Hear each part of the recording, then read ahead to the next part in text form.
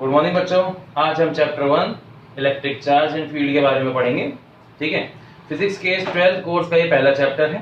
Okay, तो मैं आपको इसके बारे में काफी चीजें बताना चाहता हूँ। ये चैप्टर किस बारे में है, किस लिए है, ये सब कुछ। देखिए बच्चों, 12th के इस पोर्शन को शुरू करने से पहले मैं आपको कुछ बातें बताना चाहता हूँ। 11th का कुछ हिस्सा आपके जरूरी काम में आता है। ठीक है, जैसे vector product, dot product, tension, force etcetera. ठीक है ना, और रेजोल्यूशन ऑफ वेक्टर, यही कुछ बातें हैं। तो ये आपको थोड़े बहुत तैयार करने हैं। ठीक है, इसके लिए मैं आपको ऐसे तरह से वीडियो बना के दे दूंगा। अभी फिलहाल तो हम 12th पर फोकस करते हैं और प्योर तरीके से 12th पर ही ध्यान देते हैं। इसके अंदर हम सबसे पहले उन चीजों के बारे में जानेंगे जो हमारे काम की हैं। जैसे सबसे पहला इलेक्ट्रिक चार्ज। इलेक्ट्रिक चार्ज होता क्या है और ये आता कैसे है, बनता कैसे है, और हम इसे इस्तेमाल कैसे कर सकते हैं, वो बताता हूँ। इलेक्ट्रिक चार्ज इस्तेमाल किया जाता है लाइटर, हल्के ऑब्जेक्ट्स को अपनी तरफ अट्रैक्ट करने में। ठीक है, कैसे होता है वो समझाता हूँ। एग्जाम्पल के लिए, आप लोगों ने पार्टीज की हैं, तो पार्टीज करते समय एक बार आपने ध्यान दी होगी कि जब आप गुब्बारे फुलाते हैं और उसे बालों से रगड़ते हैं, तो बालों से रगड़ने के बाद उसे दीवार पर टच कराते हैं, दीवार पर वो अट्रैक्ट हो जाता है, चिपक जाता है। ऐसा क्यों? Because of electric charge. बालों से कोई गोंद या फिर फेविकॉल तो निकलता नहीं है, इसी वजह से तो क्या निकलता है उसमें से? चार्ज। अभी चार्ज होता क्या है, कैसे, इन सब के बारे में ही हमें इस चैप्टर में जानना है। ठीक है, अब देखिए मैं आपको कुछ और एग्जांपल बताता हूं जो आपके रोजमर्रा की जिंदगी में काम में आते हैं इलेक्ट्रिक चार्ज से जुड़े हुए। सबसे पहला एग्जांपल है यहाँ पर जो मैंने अभी बता दिया, गुब्बारे वाला। दूसरा एग्जांपल है टीवी। पुराने टाइप की जो टीवी होते हैं, जब आप उनके पास से गुजरते हैं तो आपके जो बाल हैं, रोंगटे, वो खड़े हो जाते हैं। कईयों के साथ हुआ ये। एक गौर करने वाली बात और है कि टीवी वगैरह जो होते हैं ना, उनकी स्क्रीन पर एक पुरानी धूल की मोटी परत चिपकी हुई होती है। ऐसा क्यों होता है? Because of electric charge. पंखे वगैरह पे याद देखो आप, जाहिर सी बात है मोटी धूल की परत चिपकी हुई मिलेगी आपको। पंखा कितना तेज घूमता है, पर वो धूल है ना उस पर अट्रैक्ट रहती है, हिलती नहीं है वहां से। What is the reason? Because of electric charge. ऐसे कई एग्जांपल्स है इलेक्ट्रिक चार्ज के। इसके लिए आप एक घर में एक्टिविटी कर सकते हैं। आप सूखे बालों से कंघा करिएगा। कंघे को ना, जाहिर सी बात है, छोटे छोटे कागज के टुकड़े होते हैं ना, जो पेपर्स, हल्के हल्के से उनके सामने हिलाइएगा। ठीक है कि नहीं? वो कागज के टुकड़े हिलना शुरू कर देंगे, नाचना शुरू कर देंगे, because of attraction of electric charge. ठीक है, और उसी इलेक्ट्रिक चार्ज से बनती है इलेक्ट्रिक फील्ड, और इनके बीच में क्या रिलेशन है उसी के बारे में हमें पढ़ना है। तो अभी बिना टाइम वेस्ट किए मैं आपको चीजों के बारे में बताना शुरू करता हूं। ठीक है कि नहीं? इलेक्ट्रिसिटी, इलेक्ट्रिकल वगैरह वगैरह ये सब चीजें क्या है, कुछ वर्ड्स हैं, इनके बारे में आपको एक्सप्लेन करता हूं मैं। तो देख सकते हैं बच्चों आप यहाँ पर कि इलेक्ट्रिसिटी के बारे में हमें सीखना है। ठीक है, इलेक्ट्रिसिटी की कई ब्रांचेस हैं। उसमें सबसे पहली आती है इलेक्ट्रोस्टैटिक्स, और हमारे फर्स्ट और सेकंड चैप्टर जो है वो इलेक्ट्रोस्टैटिक्स पर ही बेस्ड है। ठीक है, तो हमें इसके अंदर कवर करना है। इलेक्ट्रोस्टैटिक्स वो ब्रांच है फिजिक्स की जिसमें हम चार्ज की स्टडी करते हैं एट रेस्ट, कि चार्ज जब रेस्ट में होता है तब क्या क्या वो एक्सप्लेन करता है, क्या क्या वो चीजें काम करता है। ठीक है, दूसरा इसी का एडवांस वर्जन है इलेक्ट्रोडायनेमिक्स, जिसमें चार्ज मोशन में स्टडी किया जाता है, और इसमें इलेक्ट्रिक फील्ड और मैग्नेटिक फील्ड लगातार इंटरचेंजेबल स्टडी की जाती है। एक इलेक्ट्रोमैग्नेटिक्स भी है, पर हम उसको बाद में स्टडी करेंगे। ठीक है, इलेक्ट्रिसिटी की दो मेन इंजीनियरिंग ब्रांचेस होती हैं। इलेक्ट्रिसिटी की पहली इंजीनियरिंग ब्रांच है इलेक्ट्रिकल, और दूसरी इंजीनियरिंग ब्रांच है इलेक्ट्रॉनिक। अब दोनों में फर्क समझाता हूं। देखो, ट्रांसफार्मर हो गया, या फिर हम बात करें इलेक्ट्रिकल वायर्स हो गए, घर की हाउस होल्ड वायरिंग हो गई, या फिर हम बात करें मोटर वाइंडिंग हो गई, ये सब चीजें जो हम पढ़ते हैं वो सब के सब पढ़ते हैं इलेक्ट्रिकल के अंदर। क्योंकि इलेक्ट्रिकल में हम इलेक्ट्रॉनिक्स का इस्तेमाल नहीं करते हैं, हम इलेक्ट्रॉनिक पार्ट जैसे सेमीकंडक्टर, डायोड वगैरह का इस्तेमाल नहीं करते हैं। हम प्योरली इसे कंडक्टर से स्टडी करते हैं या इंसुलेटर से स्टडी करते हैं। अब इलेक्ट्रॉनिक्स में क्या होता है? इलेक्ट्रॉनिक्स में आप स्टडी करते हो विद रेफरेंस टू सेमीकंडक्टर, यानी कि आपके कैलकुलेटर, मोबाइल, कंप्यूटर डिवाइसेस, ये सारे के सारे जो बने हैं वो सब इलेक्ट्रॉनिक कैटेगरी में आते हैं और बैटरी वगैरह सब कुछ इलेक्ट्रिकल कैटेगरी में आते हैं। ठीक है बच्चों, तो इन चीजों के बारे में हमें जानना है, और ऐसे करके और भी बहुत सारी चीजों के बारे में। तो फिजिक्स की electrical branch, electricity branch, electronic branch, इन सब के बारे में मैंने एक्सप्लेन किया है अभी आपको। अब मैं आपको लिखवाता हूं इसको बारे में। तो बच्चों, हमारे सामने पहली डेफिनेशन इलेक्ट्रोस्टैटिक्स। इलेक्ट्रोस्टैटिक्स की डेफिनेशन मैंने लिखवाई है, that branch of physics in which we study about the charge at rest and electric field and interaction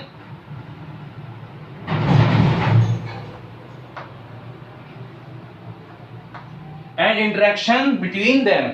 ठीक है बच्चों, यानी कि इलेक्ट्रिक फील्ड के अंदर चार्ज और उसके इंटरैक्शंस को हम जो स्टडी करते हैं वो पढ़ते हैं इलेक्ट्रोस्टैटिक्स पर। सब कुछ रेस्ट में होगा, कुछ भी मोशन में नहीं होगा, इस बात का ध्यान रखें। हाँ बच्चों, next definition number 2, electrodynamics, that branch of physics in which we study about charge in motion and rapidly changing electric and magnetic field. जब लगातार इलेक्ट्रिक और मैग्नेटिक फील्ड टाइम के साथ चेंज होती रहती है तो ऐसी ब्रांच को हम इलेक्ट्रोडायनेमिक्स कहते हैं। इलेक्ट्रोडायनेमिक्स के नियम थोड़े से डिफरेंट है। ठीक है बच्चों, अगली डेफिनेशन है चार्ज के बारे में। चार्ज को किससे डिनोट किया जाता है? क्यू। अब मैं आपकी इसकी डेफिनेशन लिखाने से पहले मैं आपको इसके बारे में समझा दूं। देखिए बच्चों, दो तरीके के मटेरियल होते हैं, कंडक्टर, इंसुलेटर। ठीक है ना। कंडक्टर वो जो चार्ज को कैरी करते हैं एक पॉइंट से दूसरे पॉइंट तक, मतलब उसे मूव करवा सकते हैं। और इंसुलेटर वो होते हैं जो चार्ज के मूवमेंट को रोकते हैं, उसके फ्लो को रोकते हैं। ठीक है कि नहीं। तो जब दो इंसुलेटर्स को आपस में रगड़ा जाता है ना, तो रगड़ने से उनमें बनती है फ्रिक्शनल इलेक्ट्रिसिटी। क्या बनती है? Frictional electricity. इस फ्रिक्शनल इलेक्ट्रिसिटी की वजह से एक बॉडी पॉजिटिव चार्ज हो जाती है और दूसरी बॉडी नेगेटिव चार्ज हो जाती है। हाँ, चार्ज दो तरीके के होते हैं, पॉजिटिव नेगेटिव। तो मतलब बॉडी चार्ज हो जाती है। अब उसके बाद रगड़ने की वजह से, फ्रिक्शनल इलेक्ट्रिसिटी की वजह से होता है। तो उनके रगड़ने की वजह से जो एनर्जी बनती है, उस एनर्जी का हम जो एक तरीके से नाम देते हैं वो है चार्ज। वैसे से एनर्जी कहना गलत है, क्योंकि सही परिभाषा जिस टाइम पे इसके बारे में पता लगा था उसके बारे में सही परिभाषा एक्सप्लेन नहीं की गई थी। अभी तक कोई सार्थक यानी कि एक पर्टिकुलर डेफिनेशन भी अभी तक नहीं मिल पाई है। ठीक है कि नहीं। तो हम जो ऑब्जर्वेशन एक्सपेरिमेंट है उस ऑब्जर्वेशन के बेस पर हम इसकी डेफिनेशन तैयार कर रहे हैं। अभी तो परमानेंटली कोई डेफिनेशन इसकी अभी तक क्लियरली नहीं है, क्योंकि अभी इसके ऊपर कई क्लॉज हैं। बच्चों की डेफिनेशन जो है वो देखो इस प्रकार चार्ज की। When two insulator are rubbed with each other, they gain a special property of attraction, यानी रिपल्शन भी हो सकता है, अट्रैक्शन रिपल्शन दोनों ही, of lighter। लाइटर का मतलब यहाँ पर हल्के ऑब्जेक्ट से है, हल्की चीजें। लाइटर ऑब्जेक्ट्स टुवर्ड इटसेल्फ, किसकी तरफ? खुद की तरफ। Called charge. अगर मेरे हाथ में चार्ज हो, ठीक है, और मैं उसकी तरफ इशारा करूं जिस चीज की तरफ, वो चीज मेरे हाथ में अट्रैक्ट हो जाएगी। ठीक है। पर चार्ज क्या है? बहुत ही हैवी क्वांटिटी होती है। इसको डेवलप कर पाना इतना आसान नहीं जितना हम सोच रहे हैं। ठीक है। ये जो चीज है करी जा सकती है, बट इसे करने में बहुत ही प्रैक्टिकल प्रॉब्लम्स आती हैं, बहुत ही एक्सपेरिमेंटल प्रॉब्लम्स आती है। ठीक है कि नहीं। ऐसी चीजें कुछ ही चीजें कर पा रही है, हर एक नहीं कर पा रही है। ठीक है। तो हम यहाँ पे देखेंगे, हाँ मैग्नेट कर सकती है, पर मैग्नेट का कारण भी चार्ज ही होता है। ठीक है। वो चार्ज इन मोशन ही होता है, उसका कारण भी। वो कैसे होता है वो आप जानोगे आगे चैप्टर्स में। ठीक है। अभी फिलहाल तो इसको उतारिए आप। ठीक है बच्चों, अगला टॉपिक है टाइप्स ऑफ चार्ज। कितने तरीके के होते हैं? 2 टाइप्स होते हैं। पहला पॉजिटिव यानी प्लस क्यू, इसको बोलते हैं पॉजिटिव चार्ज। ठीक है। दूसरा होता है नेगेटिव यानी माइनस क्यू, इसको बोलते हैं negative charge.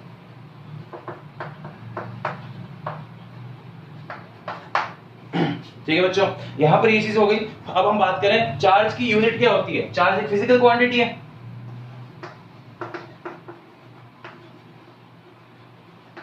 Unit of charge होती है कूलाम।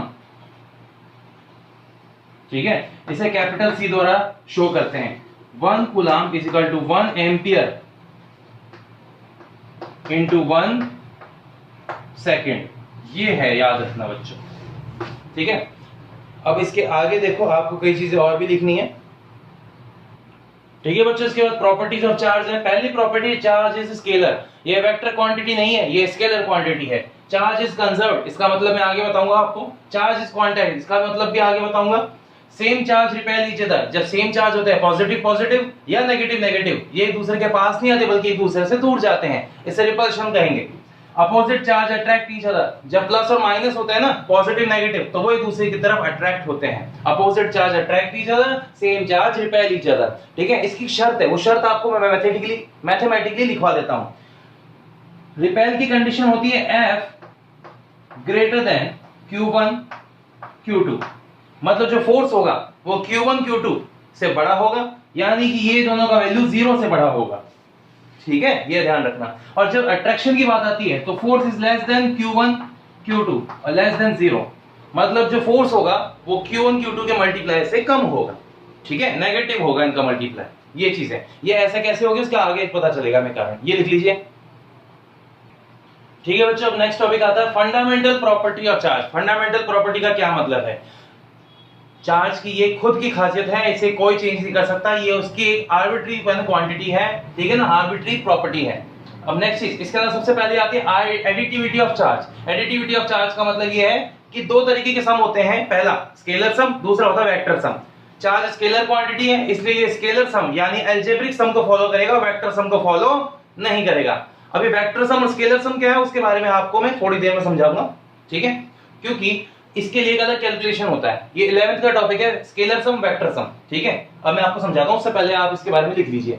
देखिए क्या होता है, ठीक है, लिखा है मैंने, the total charge of a system, किसी सिस्टम का पूरा चार्ज जो है is equal to the algebraic sum यानी scalar sum of all individual charges, सभी इंडिविजुअल चार्जेस का टोटल सम होगा। कैसे, मान लेते हैं कोई एक सिस्टम है, ठीक है ना, टेढ़ा मेढ़ा सा कैसा भी, उसमें चार्ज रखे हैं, Q1 रखा है, Q2 रखा है, Q3 रखा है, और ऐसे करते हुए खूब सारे चार्ज कितने Q1 रखे हैं, खूब सारे हैं Q1 तक। तो उनका जो टोटल होगा Q नेट वो होगा Q1 plus Q2 plus Q3 और ये करते हुए लास्ट में Qn। शॉर्टकट में अगर इसे लिखना हो तो Q net is equal to sigma QI, ले भाई, और I का वैल्यू कहां से कहां तक है, 1 से लेके n तक है, ठीक है। ये चीज इसके अंदर है। मैथमेटिक्स वाले जल्दी समझ जाएंगे, जो बायो वाले हैं वो इसे समझने की कोशिश करें। ये लैंग्वेज ऑफ फिजिक्स है, फिजिक्स की लैंग्वेज समझने की कोशिश करोगे तो ही आपको जाहिर सी बात है इसके फॉर्मूले क्लियरली समझ में आएंगे। आपकी बहुत बड़ी प्रॉब्लम है कि आप मैथ से भागने की कोशिश करते हो, पर फिजिक्स में वो उससे डबल होके आ गई, ठीक है ना। देखो 11th के कई बच्चों ने कोशिश की होगी कि मैथ से पीछा छूट जाए, चलो इसलिए बायो ले लेंगे। उन्हें क्या पता था कि मैथ और प्रलंकारी और भयंकर रूप लेकर फिजिक्स में घुस आएगी, ठीक है। तो कोई बात नहीं, आ गई है तो क्या, सीख सकते हो ना। अब जैसे स्केलर सम वेक्टर सम के बारे में बताया ना मैंने अभी, अब वही समझाऊंगा, पहले आप इसे उतार दीजिए, ठीक है बच्चों। स्केलर सम और वेक्टर सम समझ लेते हैं पहले हम, ठीक है ना, वरना आपके दिमाग में डाउट रहेगा ये होता क्या है। तो स्केलर सम तो बड़ा सिंपल है। देखो जैसे मान लो मेरे पास एक Q नेट है, उसे निकालना है, +2 - 2 +7 - 3 +4 +2 -7 +8 -2, ये मैंने दे दिया आपको, ठीक है ना। अब इसका सीधा सिंपल सा टोटल है, +2 से -2 कैंसिल, +7 से -7 कैंसिल, -2 से +2 कैंसिल, और यहाँ पे 4 और 8 हो गए कितने, 12, 12 में से 3 गए तो कितने बचे, प्लस के 9 कूलम। ले, सिंपल सा चार्ज था। ये तो होता है स्केलर सम, इसे बोलते हैं अलजेब्रिक सम। सो मतलब सीधा जोड़ना सीधा घटाना, ओके। पर वेक्टर सम में थोड़ा सा डिफरेंट है। वेक्टर सम में देखो कैसे, मान लो आपके सामने A vector plus B vector plus C vector लिखा हुआ है और आपको इसका वैल्यू निकालना है, ठीक है। तो कैसे होएगा, मान लेते हैं 2i cap plus 3j cap plus 4k cap, पता ना वेक्टर को i j k में लिखते हैं, प्लस 2i माइनस के 2j प्लस के 4k। ये देखो ये a का वैल्यू हुआ, ये b का वैल्यू हो रहा है, और ये 2i plus 4j plus 5k, ये मैंने आपको c का वैल्यू लिखवा दिया। कुछ भी हो गया कोई दिक्कत नहीं। तो बेटा नियम ये कहता है वेक्टर सम का, i को i से जोड़ो, k को k से जोड़ो और j को j से जोड़ो, और इसका आएगा 2 + 2 + 2 तो हो गया 6i, यहाँ पे 3j माइनस के 2j 1j, और यहाँ पर हो गया 4j तो 5j, और यहाँ पे 4k प्लस 9 ये हो गया 13k।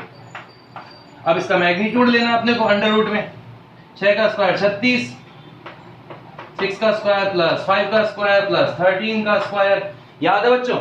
हाँ, कई बच्चों को याद नहीं होगा क्योंकि 11th का ये पोर्शन उन्होंने मिस किया है। वेक्टर सम इसे कहते हैं, i j k में तोड़कर उसे हल करना, ठीक है, रेजोल्यूशन में तोड़कर हल करना, वेक्टर की फॉर्म में हल करना, वेक्टर मेथड से हल करना, वो होता है वेक्टर सम।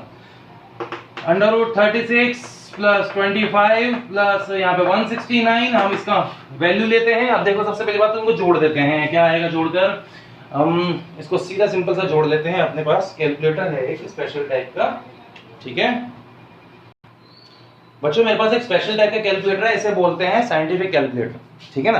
साइंटिफिक कैलकुलेटर क्या है कि इस्तेमाल होता है हैवी कैलकुलेशंस के लिए, ठीक है। ये आपको बीएससी में या फिर ऐसे इंजीनियरिंग वगैरह में सॉल्व करने के लिए मिलेगा, बायो वालों को नहीं मिलता, पर कोई बात नहीं, आप इसका तरीका सीखो। कैलकुलेटर से कैसे हल करते हैं, सिंपल सा है, कैलकुलेटर से भी आंसर निकाल सकते हो। नहीं तो अंडर रूट निकालने का एक ऐसा मेथड बताऊंगा आपको कि आप अंडर रूट 2 चुटकियों में निकाल लोगे। हाँ बिल्कुल आसान तरीका, देखो अभी ऐसे मैं सॉल्व करके बताता हूँ आपको। 36 और 25 169, इनको जोड़ के देखते हैं कितना आता है बच्चों। 36 प्लस 25 प्लस 169, it's answer is under root 230 ठीक है बच्चों, अंडर 230 आ रहा है। अंडर 230 का जो अंडर रूट होता है, आंसर होता है इसका 15.16। तो देख रहे हो इसका आंसर डिफरेंट आया है काफी। अब जैसे मान लो कई बच्चों को अंडर रूट सॉल्व करना नहीं आता, तो उनके लिए मैं आपको एक टेक्निक बताता हूं बच्चों, इससे आप अंडर रूट की वैल्यूज को तुरंत सॉल्व करना सीख जाओगे। ठीक है, टेक्निक क्या है, इसका एक फॉर्मूला है, under root x is equal to x plus y square upon में 2y। ये फॉर्मूला मैंने बनाया है, ठीक है, इसको मॉडिफाई करके तैयार किया था। ये एक ओल्ड फॉर्मूले का एडवांस वर्जन है, ठीक है ना, इससे आप अप्रोक्सीमेट अंडर रूट निकाल सकते हो। हाँ, इसके अलग अलग तरीके दे रखे हैं कईयों ने, पर मैं आपको एक आसान तरीका समझा रहा हूं। देखो यहाँ पे अंडर रूट 230 दे रखा है। अब एक ऐसे नंबर के बारे में सोचिए जिसका स्क्वायर इसके नजदीक हो। 11 का स्क्वायर 121 होता है, नहीं बैठेगा। 12 का होता है वो 144 नहीं होगा। 13 का 169 नहीं होगा। 14 का नहीं। 15 का 225। अरे हाँ, 15 का स्क्वायर 225 होता है और वो 230 के काफी नजदीक है। तो मतलब जो मेरा y होगा वो होगा 15। वैल्यू रखते हैं यहाँ पर 230 प्लस 15 का स्क्वायर और यहाँ पे 2 गुणा 15। बच्चों 230 प्लस 225 अपॉन में 30, इसे सॉल्व करिए, देखिए क्या आंसर आता है आपका। ठीक है, 230, ओके, इसे मल्टीप्लाई, इसे प्लस करेंगे हम 225 में, ओके, इसका आंसर आएगा, इसे 30 से डिवाइड करेंगे, आंसर आएगा 15.16। वही आ रहा है बच्चों। तो बच्चों मैं आपको जो समझाना चाहता था समझ में आया। अंडर रूट निकाल सकते हो अगर पॉइंटों में हो, जैसे मान लो, ठीक है, ये पॉइंटों में होता। मैं ये सब तरीके से सिखा रहा हूं कि आगे आपको है ना न्यूमेरिकल करने में सॉल्व मदद मिलेगी इससे। जैसे आपके पास 230.75 होता, 230.75, तब कैसे सॉल्व करते, तो भी वही होता, 15 का स्क्वायर 225, नजदीक है इसके, रखो 230.75 प्लस 15 का स्क्वायर और यहाँ पे नीचे 2 इंटू 15। हाँ, मेरे पास कई फॉर्मूले हैं, आप चाहो तो जाहिर सी बात है कल्पिता से भी पूछ लीजिएगा। मैंने अलजेब्रा की पूरी फॉर्मुलेशन बनाई है, वैदिक अलजेब्रा का, ठीक है, उसका कॉपीराइट भी है मेरे पास। हाँ बिल्कुल, ऐसे करके मैंने एडवांस फॉर्मूलाज बनाए कैलकुलेशन के, इससे आप कैलकुलेशन को तुरंत यूं झटकियों में सॉल्व कर सकते हैं। पर उसके लिए आपको जाहिर सी बात है मेरी कोचिंग ज्वाइन करनी पड़ेगी, ठीक है ना, ये चीज, क्योंकि मैं वो टेक्निक ऐसे नहीं बता सकता। उसकी बुक है, जाहिर सी बात है वही तरह से 600 रुपए की एक पड़ती है, ओके, इसलिए ध्यान रखें। ये मैथमेटिकल मेथड्स है ना, जितने भी कैलकुलेशन के एडवांस मेथड्स हैं, ये सारे के सारे इसलिए होते हैं ताकि आप जैसे कॉम्पिटिशंस जल्दी जल्दी क्लियर कर सकें। कॉम्पिटिशन एग्जाम में टाइम नहीं होता इजी कैलकुलेशन करने का, तो उन्हें फटाफट कैलकुलेशन करनी होती है, और इसी कैलकुलेशन के मेथड्स के लिए मैंने वो बुक तैयार की है। वो सिर्फ और सिर्फ 40 पन्नों की बुक है। उस 40 पन्नों की बुक के अंदर ऐसे ऐसे कैलकुलेशंस है कि आप जैसे तो वो कर जाओगे, तो मैथमेटिक्स का कोई सा भी क्वेश्चन होगा आपका, चाहे वो रूट, अंडर रूट वगैरह, क्यूब का कुछ भी हो, उसको आप सॉल्व कर सकते हैं। ठीक है बच्चों, ये चीज है। अब जैसे इसकी बात करें 230.75 प्लस 225 अपॉन में 30, इसे सॉल्व करेंगे बच्चों तो देखिए वही आएगा, और आप इसको है ना चेक भी कर सकते हैं। 230.75 and it is plus by 225, ठीक है, इसका आंसर आता है डिवाइड करके बाय 30, और इसका आंसर आ रहा है 15.19। ठीक है, तो देख लीजिए एक बार अंडर रूट करके, अंडर रूट 230.75 का अंडर रूट आता है 15.19, बिल्कुल सही आ रहा है बच्चों।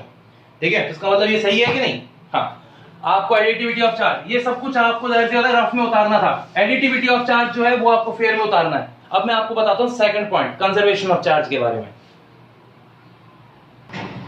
कंजर्वेशन ऑफ चार्ज क्या होता है, इसका मतलब, कंजर्वेशन ऑफ चार्ज का मतलब है कि चार्ज को ना बनाया जा सकता है ना मिटाया जा सकता है, पर उसे एक बॉडी से दूसरी बॉडी में ट्रांसफर जरूर किया जा सकता है। कई बच्चे इसे चेंज कहते हैं, चेंज मत करना बच्चों, गलत होता है चेंज वर्ड, ट्रांसफर इसका सही वर्ड है, ठीक है ना, क्योंकि ये एक क्वांटाइज्ड क्वांटिटी है, इसीलिए। अब नेक्स्ट चीज, कंजर्वेशन ऑफ चार्ज के बारे में लिखना है, तो देखो इसका पूरा स्टेटमेंट लिखेंगे हम, आधा अधूरा सा नहीं। तो बच्चों यहाँ पे मैंने लिखा है कंजर्वेशन ऑफ चार्ज के बारे में, the charge of an isolated system, isolated मतलब ऐसा जिसे टच नहीं किया जाना चाहिए, इज ऑलवेज कांस्टेंट और conserved. It means charge cannot be created, cannot be destroyed, but can be transferred from one body to another body, मतलब एक बॉडी से दूसरी बॉडी में ट्रांसफर कर सकते हैं। अब इसको समझाने के लिए मैं आपको दोनों डायग्राम बना के दिखा रहा हूं इसके, ठीक है। ये मान लीजिए आपका कोई सिस्टम है, इसका चार्ज इस समय है Q नेट, और फिर मैंने इसे आइसोलेट कर दिया। आइसोलेट करने का मतलब इस पर एक ऐसी बाउंड्री लगा दी कि बाहर से कुछ भी इसके अंदर जा सकता है, ना अंदर से कुछ भी बाहर आ सकता है। ये अंदर दो टुकड़ों में टूट सकता है, ये अंदर दो टुकड़ों में टूट सकता है, पर जाएगा इस बाउंड्री के बाहर नहीं, वो अंदर ही रहने वाला है। समझ में आई कहानी? ठीक है, तो ये होता है। इसका डायग्राम बना लीजिए बच्चों, ये बनेगा। मैं बता रहा हूं आपको कैसे बनाना है। आपको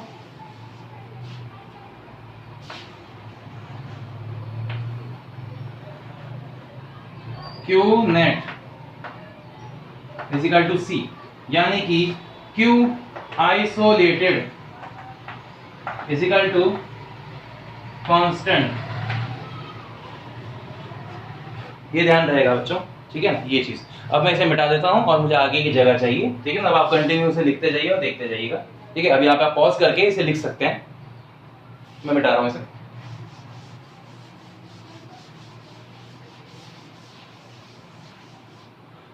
तो यहां से समझने का मतलब क्या हुआ, यहां से जो आगे जानने वाली बात ये है कि जो मैंने आपको बताया, can be transfer from one body to another body. Before वो होता है ना, एड्स में देखा होगा आप लोगों ने, पहले मैं ऐसा था अब मैं ऐसा हो गया। तो यही बिफोर और आफ्टर। पहले मैं बहुत मोटा था और अब भी मैं बहुत मोटा ही हूं, सारा कोई फर्क नहीं पड़ा। ये लॉकडाउन और लग गया, भैंस की तरह खाने लग गया, तो जाहिर सी बात है और मोटा हो गया। अच्छा खासा जिम जा रहा था, खुश था, एक्सरसाइज कर रहा था, सब कुछ बेकार हो गया। I miss the shoulders. यहां पर एक बॉडी ए है और दूसरी बॉडी बी है। इसका चार्ज इस समय 0 है, इसका चार्ज भी 0 है। टोटल चार्ज कितना है यहां पर? 0। कुछ देर बाद हमने क्या किया, इसमें से एनर्जी ली, 5 इलेक्ट्रॉन्स लिए और बी में डाल दिए। तो 5 इलेक्ट्रॉन जब ए से बी में गए तो हुआ क्या? 1 2 3 4 5, ये हो गया 5 प्लस 5e, मतलब 5 इलेक्ट्रॉन आ गए प्लस के, ठीक है। और यहां पर हो गया देखो 1 2 3 4 5 माइनस का 5e। भाई +5 और -5 चार्ज तो बन गया बॉडी के अंदर, पर बात यह है कि टोटल कितना होगा? +5 -5 इज इक्वल टू 0। तो total charge of a system does not change, but it can be transfer from one body to another body. ठीक है बच्चों, इस डायग्राम को भी आप लिख लीजिए, सॉरी लिख क्या लीजिए, आप बना लीजिए। मैं इसे मिटा रहा हूं, पॉज करके इसे वीडियो, इस डायग्राम को बना लीजिए। मैं इसे मिटा रहा हूं। अब इस डायग्राम से हमें कुछ बात करने को मिलती है, नोट करने को मिलती है। वो क्या है वो बताता हूं आपको। पहली चीज हमें यहाँ पे जो नोट करने की मिलती है वो ये है कि जिस बॉडी से इलेक्ट्रॉन निकल रहे थे वो बॉडी पॉजिटिव हो गई, सही है, और जिस बॉडी में इलेक्ट्रॉन जा रहे थे वो बॉडी नेगेटिव। तो फर्स्ट पॉइंट यहां पर ये बताता है कि that body which lose electron becomes positive। पूरा लिख लेता हूं, आप जैसे कामचोरों के लिए तो पूरा लिखना पड़ेगा। which becomes positive, ठीक है ना। and there is a loss of mass, little mass कहते हैं, बहुत ही हल्का सा। there is a loss of little mass। इसका फॉर्मूला है बच्चों del M, del small M कहेंगे इसे, उसका फॉर्मूला है N M E. M E यहां पर मास ऑफ इलेक्ट्रॉन है, मास ऑफ इलेक्ट्रॉन का वैल्यू होता है, यहां लिख देता हूं, M E is equal to 9.1 into 10 की पावर माइनस के 31 किलोग्राम। ये मास ऑफ इलेक्ट्रॉन है बच्चों, जिंदगी भर याद रखना है, भूल मत जाना, ठीक है कि नहीं, क्योंकि आगे हर जगह पे काम आएगा। 12th पास करनी है तो इसे याद जरूर रखना, ठीक है बच्चों। ये हुआ पहला पॉइंट। अब मैं आपको दूसरा पॉइंट लिखवाने जा रहा हूं।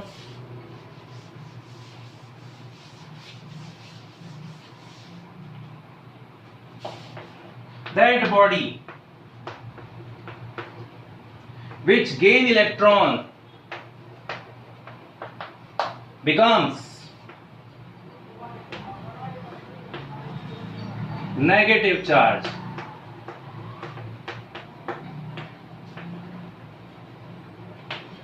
and there is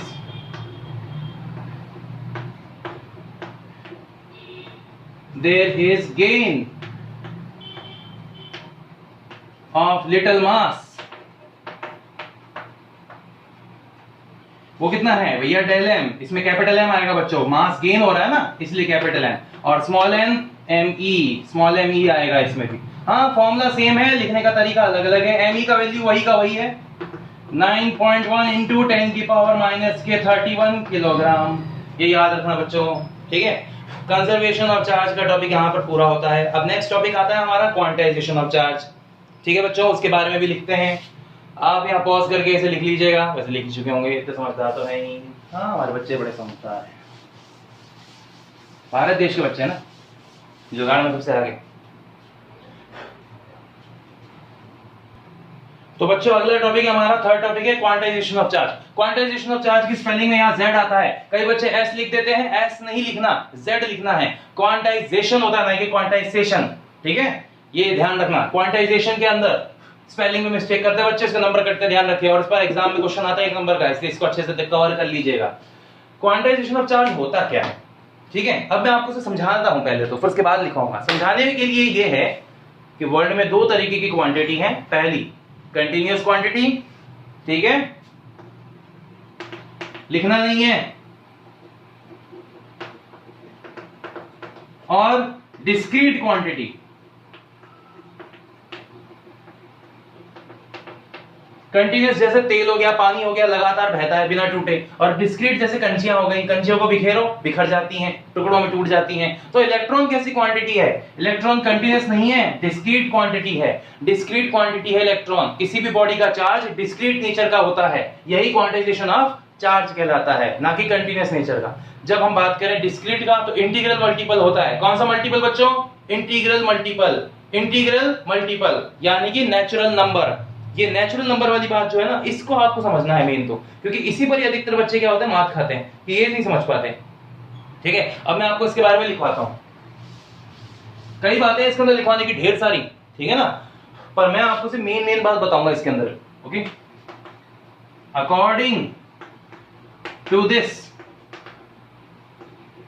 यानी quantization of charge, the charge of an object is the integral multiple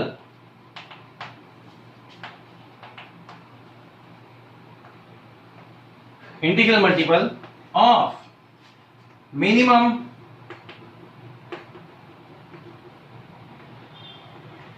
minimum लिखने में बड़ी दिक्कत है, मिनिमम फंडामेंटल चार्ज कॉल्ड, जिसको हम क्या होता है, चार्ज ऑफ इलेक्ट्रॉन बोलते हैं। मिनिमम फंडामेंटल चार्ज होता है चार्ज ऑफ इलेक्ट्रॉन या प्रोटॉन। कितना होता है, कैसे होता है वो समझाता हूं। पहले formula Q is equal to N E, यहां पे Q है बॉडी का charge, charge of body, charge of object, n है नंबर ऑफ इलेक्ट्रॉन्स, और E है चार्ज ऑफ इलेक्ट्रॉन। E का वैल्यू होता है बच्चों 1.6 इंटू 10 की पावर माइनस के 19 कूलम। ले बच्चे, ये रहा पहला पॉइंट, ठीक है ना। इसका इसे पॉज करके उतार लीजिए बच्चों आप लोग। अब मैं आगे लिखवाता हूं इसके।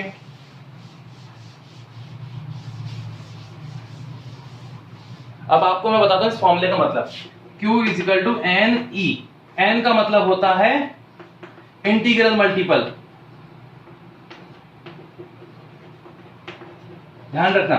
E है चार्ज ऑफ इलेक्ट्रॉन यानी मिनिमम फंडामेंटल चार्ज, MFC। यहां पे Q क्या है, चार्ज ऑफ ऑब्जेक्ट।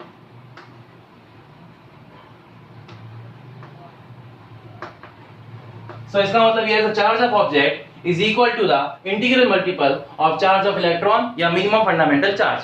फॉर्मूले में ही डेफिनेशन है, डेफिनेशन में ही फॉर्मूला है, बस इतनी सी कहानी, ठीक है ना। अब इलेक्ट्रॉन के लिए नेगेटिव हो जाता है, प्रोटॉन के लिए पॉजिटिव हो जाता है, तो उससे क्या फर्क पड़ेगा, बात तो वही है। यहां पर n को नंबर ऑफ इलेक्ट्रॉन्स भी कहा गया है, ठीक है। इसके लिए मैं आपको एक एग्जांपल बताता हूं, नंबर ऑफ इलेक्ट्रॉन्स कैसे चार्ज कैलकुलेट करते हैं, ठीक है कि नहीं। वो मैं बात बताऊंगा, पहले आप लिख लो इसके बारे में पूरा, ठीक है। यहां तक लिख लिया होगा आप लोगों ने, अभी एक आखिरी लाइन और है। अब ये एक्सपेरिमेंटली प्रूव हुआ था कि n क्या होना चाहिए, इंटीजर होना, सॉरी नेचुरल नंबर होना चाहिए। वैसे इंटीजर भी कह सकते हैं इसे, कोई दिक्कत नहीं, पर मैथमेटिक्स के हिसाब से नेचुरल कहना ज्यादा सही रहेगा। हाँ कह दो, क्या दिक्कत आ रही है, ठीक है। हाँ नेक्स्ट चीज यहां पर, it was experimentally proved by it was experimentally proved by Millikan, Millikan। Millikan एक साइंटिस्ट का नाम था, by his oil drop experiment।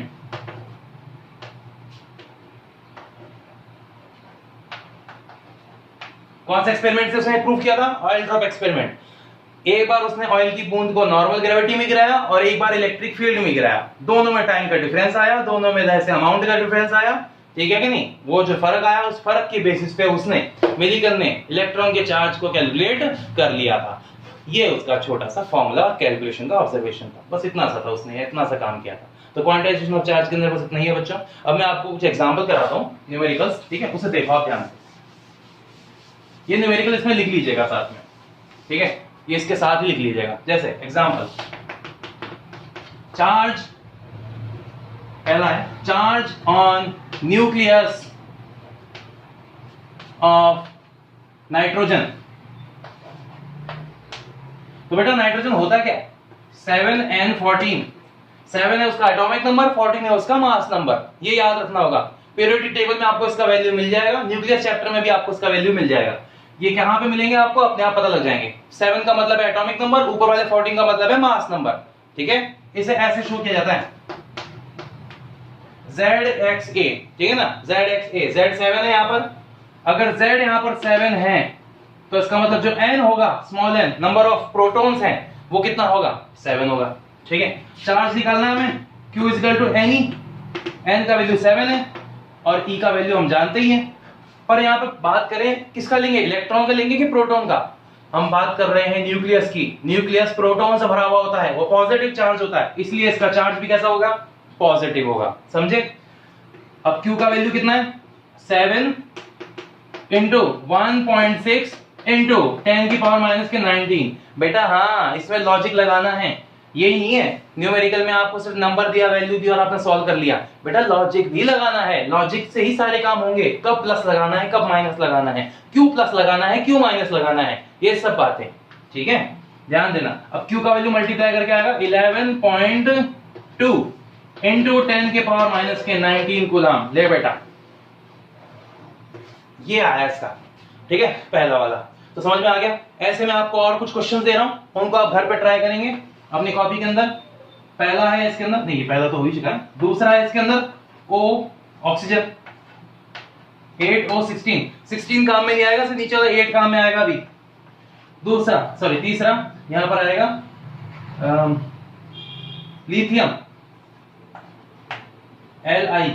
Lithium कहां कहां इस्तेमाल होता है बच्चों, ढूंढ के आना, लिथियम कहां कहां यूज होता है, बहुत आपको पता चलेगा लिथियम के बारे में। लिथियम एक बहुत ही इंटरेस्टिंग एलिमेंट है, इसे नेट पर सर्च करिए, लिथियम, यूजेस ऑफ लिथियम, बहुत कुछ मिलेगा आपको देखना, और आप पागल हो जाओगे कि आपके दिन रात हाथों में रहता है। यहां पर बात करें लिथियम में होता है 3 और यहां पर होता है 7, तो 7 का कोई यूज नहीं है, 3 का यूज है यहां पर, ठीक है बच्चों। इन्हें आपको घर पे सॉल्व करना है, इनका चार्ज क्या होगा वो फाइंड आउट करना है आपको। ओके, एक छोटा सा क्वेश्चन और है, क्या सारे पॉसिबल चार्ज हो सकते हैं, नहीं, चार्ज के से कुछ ही वैल्यूज पॉसिबल हैं, ठीक है। अब वो कौन सी वैल्यूज पॉसिबल है उसे कैसे पता चलेगा, देखो n का मतलब है इंटीग्रल मल्टीपल, यानी कि कंप्लीट नंबर। चलो चेक करते हैं, एग्जांपल नंबर 2, ये भी लिख लीजिएगा कॉपी के अंदर।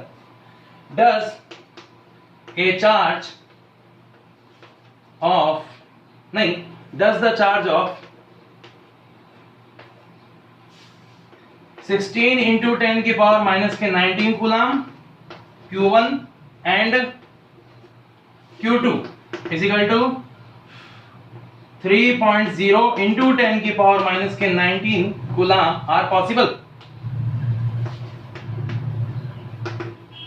क्या ये पॉसिबल है, चेक करते हैं कि इनमें से कौन सा पॉसिबल है कौन सा नहीं है, या दोनों ही पॉसिबल है या नहीं है। सबसे पहला Q इज इक्वल टू होता है एन ई, तो बेटा एन हो जाएगा Q अपॉन में E। Q का वैल्यू कितना है बच्चों, यहां पे हमें पहला दिया है तो हम यहां पर N1 लेके चलेंगे। Q1 का वैल्यू है 16 इंटू 10 की पावर माइनस के 19, नीचे 1.6 इंटू 10 की पावर माइनस के 19, 10 की पावर 90 से 10 की पावर 19 सॉल्व कर दिया। 16 इंटू 10 अपॉन में 16, 16 से 16 कैंसिल, N1 का वैल्यू आ रहा है 10। हाँ पहला वाला पॉसिबल है क्योंकि हमें 10 मिल रहा है, कंप्लीट नंबर मिल रहा है। Yes Q1 is possible, Q1 possible है। अब हम बात करें Q2 की।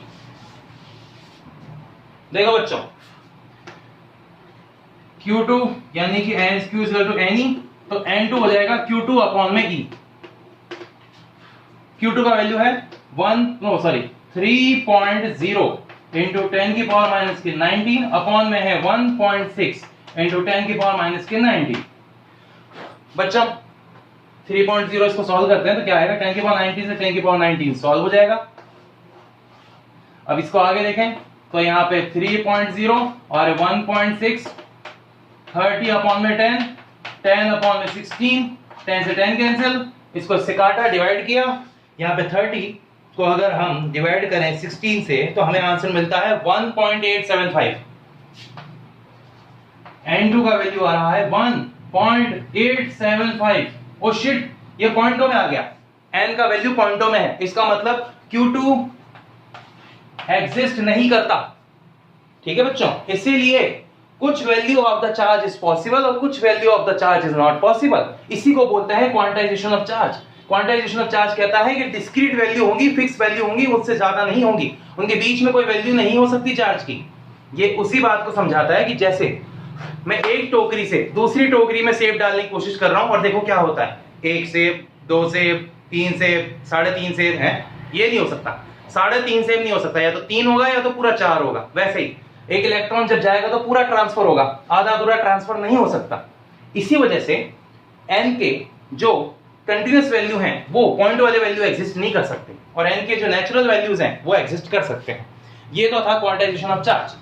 अब इसके आखिरी टॉपिक बच रहा है इनवेरियंस ऑफ चार्ज। वैसे आपके कोर्स में नहीं है पर मैं इसको इसलिए करा रहा हूं ताकि आपको इसकी नॉलेज मिल सके। क्या आपको मेरा थोड़ा पागलपन देखने को मिलेगा इसके अंदर कि मैं जो बात आपको बताने वाला हूं उससे आप खुद कहेंगे है ऐसा नहीं हो सकता। ठीक है, ऐसा क्यों, what is the reason for that, तो आपको बताता हूं। चौथा टॉपिक है invariance of charge.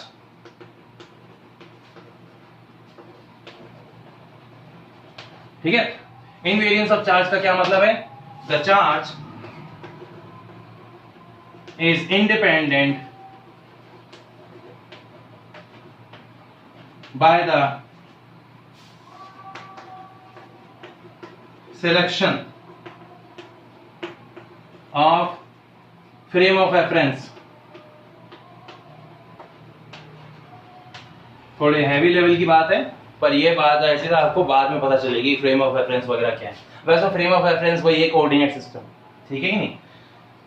So there is no change in numerical value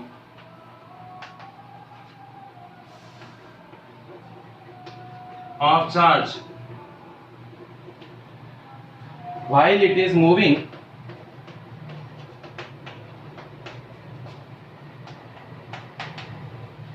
with high speed।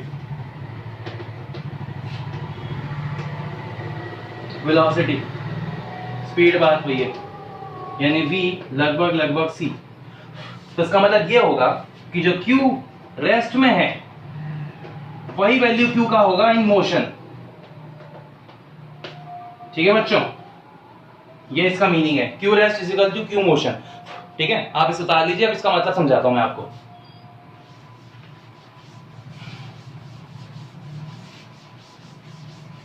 बाकी का जो है सेक्शन कूलाम लॉ वगैरह का जो डेरिवेशन वाला पार्ट है वो हम कल करेंगे। उससे पहले आज का हमारा थ्योरी वाला पोर्शन है उसे पढ़ लीजिएगा बच्चों, ठीक है ना। इसे अंडरस्टैंड करिएगा अच्छे से ना, आप समझिए इस चीज को। बेटा क्या है कि क्यू रेस्ट में रहे या क्यू मोशन में रहे, दोनों में उसका वैल्यू सेम रहेगा। पर मैं आपको एक चीज बताता हूँ, आइंस्टीन ने सालों पहले एक खोज की थी, उस खोज को हम बोलते हैं एनर्जी मास इक्विवेलेंस, ठीक है ना, E बराबर mc स्क्वायर। उसी के साथ उसने एक और फॉर्मूला खोजा था, m is equal to m not upon में under root 1 minus v square upon में c स्क्वायर, मतलब मास वेलोसिटी के साथ बदल जाता है। हाँ, ये आइंस्टीन ने बताया था, मैं नहीं बोल रहा हूं।